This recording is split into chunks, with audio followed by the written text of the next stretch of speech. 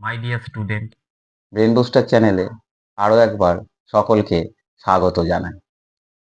এই ভিডিওটা তাদের জন্য হতে চলেছে যারা 2025 সালে মাধ্যমিক পরীক্ষা দেবে।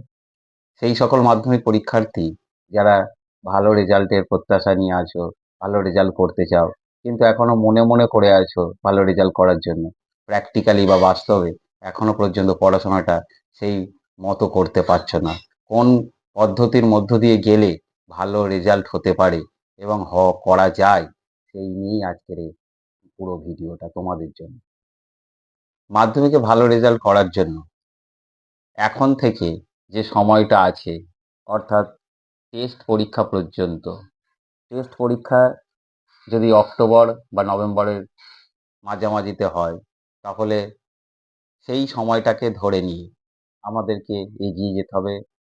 পুরো সিলেবাসটাকে শেষ করে আগস্টের মধ্যে, এবং সেই সুন্দরভাবে প্রস্তুতি নিতে হবে। মাধ্যমিকের টেস্টের পরে যেরকম ছাত্রছাত্রীরা পড়াশোনা করে, প্রশ্ন উত্তর রেডি করে, সেগুলো কিন্তু এখন থেকেই তৈরি করে টেস্ট পরীক্ষাটা ফাইনাল পরীক্ষা ভেবে কিন্তু পরীক্ষা দিতে হবে। যারা টেস্ট পরীক্ষাটা ফাইনাল পরীক্ষা ভেবে দিতে পারবে, তাদের কিন্তু রেজাল্ট ভালো হওয়ার একটা সুবর্ণ সুযোগ কিন্তু তাদের হাতে থাকছে। বেশ কিছু সাবজেক্ট আছে বা বিষয় আছে যেগুলো থেকে আমরা বেশি নাম্বার পেতে পারি।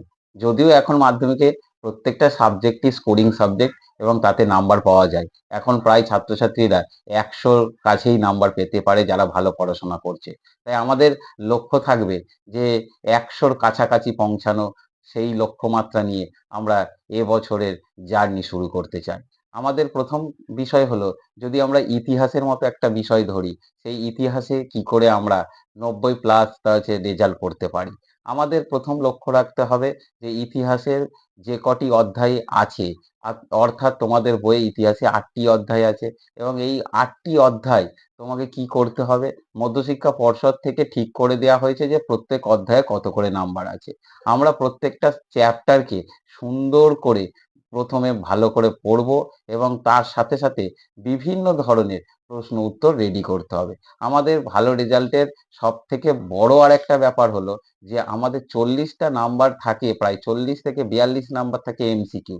আমাদের মনে রাখতে হবে, এমসিকিউ বা এসএকিউ যে নাম্বারগুলো আছে, সেই নাম্বারগুলো কখনো কিন্তু কাটা যায় এইভাবে পড়াশোনা করলে হবে না। আমাদের কিন্তু 40 বা 42 নাম্বার সেখান থেকে কিন্তু প্রথমে পেতেই হবে। আমরা যদি এই 40 বা 42 নাম্বার পেতে চাই, তাহলে কি করতে হবে? প্রথমত হচ্ছে যে স্কুলে যে বইগুলো চলছে, তার সাথে সাথে ভালো রেফারেন্স বই আমাদের জোগাড় করতে হবে। সেই রেফারেন্স বই নিয়ে প্রত্যেকটা চ্যাপ্টার প্যারালালি 2-3টে বই মিলিয়ে মিলিয়ে পড়াশোনা করতে হবে।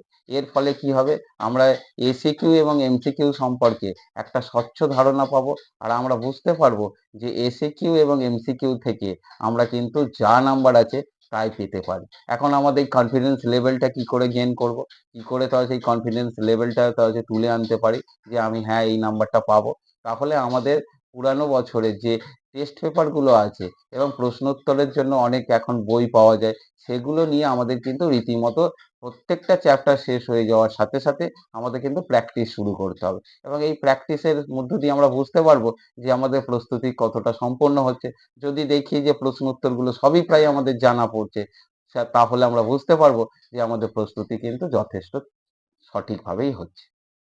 এসএকিউ এমসিকিউ এর পরে আমাদের যে বিষয়টা আসে, সেটা হচ্ছে 2 নম্বরের প্রশ্ন। 11টি প্রশ্ন থাকে 2 নম্বর, 11 × 2 = 22 নম্বর। এই 2 নম্বর প্রশ্নগুলো আমাদের কিন্তু যথেষ্ট নাম্বার বৃদ্ধিতে সাহায্য করে থাকে।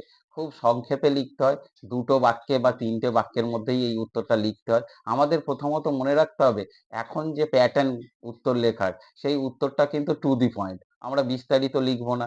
একদিকে যেমন এতে সময়টা নষ্ট হয় এবং মার্কস কমাতে সাহায্য করবে। তাই আমাদের লিখতে হবে শুধু যথেষ্ট বা সঠিকভাবে শুধুমাত্র উত্তরটা, যেটা শিক্ষক মহাশয়কে সন্তুষ্ট করবে। আমরা তাহলে 11×2=22-এর জন্য কি কি ভাবে পড়াশোনা করব। আমরা দেখব কিছু চ্যাপ্টার আছে যে চ্যাপ্টারগুলো 2 নম্বর এর জন্য খুবই গুরুত্বপূর্ণ। সেই চ্যাপ্টারগুলো আমরা নির্বাচন করব, এবং সেই নির্বাচন করে আমরা সেইগুলোর উপরেই বেশি করে গুরুত্ব দেব।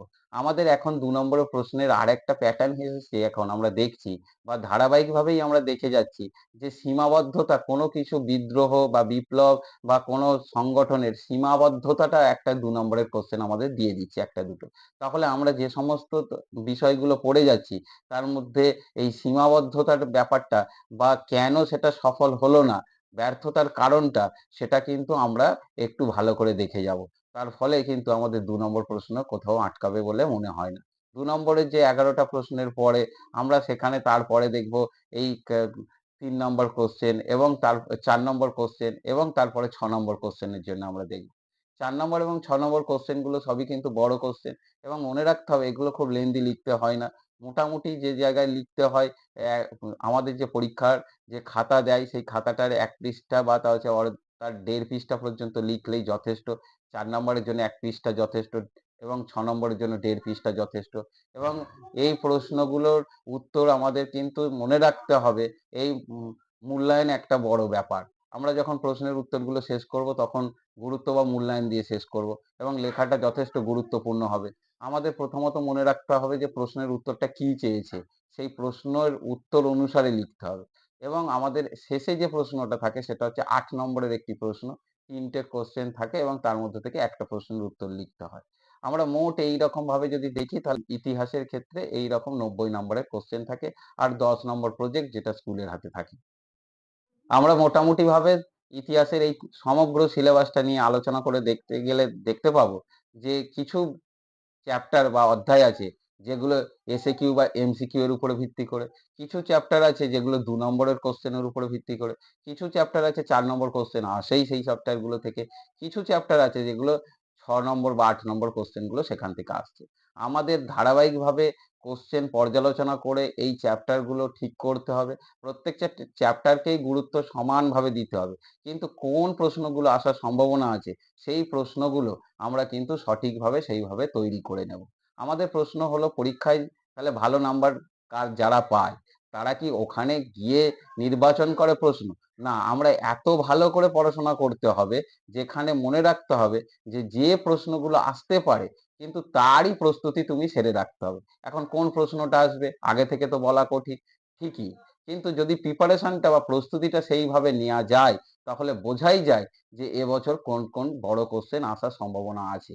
আমরা যদি সেই প্রশ্নগুলো ধারাবাহিকভাবে বাড়িতে লিখে প্রস্তুত করি তাহলে শিক্ষক মহাশয়কে সন্তুষ্ট করা কোনো অসম্ভব কাজ নয় এবং আমরা সেখানে পুরোপুরি মার্কসটা পেতে পারি, এটা নিঃসন্দেহেই বলতে পারি। আমাদের সবথেকে যেটা গুরুত্বপূর্ণ সেটা কিন্তু মনে রাখতে হবে এসএকিউ এবং এমসিকিউ কোনোভাবে কিন্তু নাম্বার কাটা যেন না যায়। এই এসএকিউ এমসিকিউ এর যদি নাম্বার কাটা যায় তাহলে আত্মঘাতী ছাড়া আর কিছু নয়। কারণ এইখানে শুধুমাত্র উত্তর লিখতে হয় এবং এখানে কোনো প্রশ্নের যে অনুসারে উত্তরের গুণগত মান বিচার করা হয় না। উত্তরটা লিখতে পারলে সঠিক তার কিন্তু মার্কস দেওয়াটা একান্ত বাধ্যতামূলক কর্তব্য একজন টিচারের ক্ষেত্রে। কিন্তু অন্যান্য যে প্রশ্নগুলো আছে সেক্ষেত্রে ৪ নম্বর, ৬ নম্বর, ৮ নম্বর কোশ্চেনে তার কিন্তু উত্তরগুলোর গুণগত মান নির্বাচন করা হয়। তাই সেখানে নাম্বারটা কিছুটা কাটা গেলেও যেতে পারে।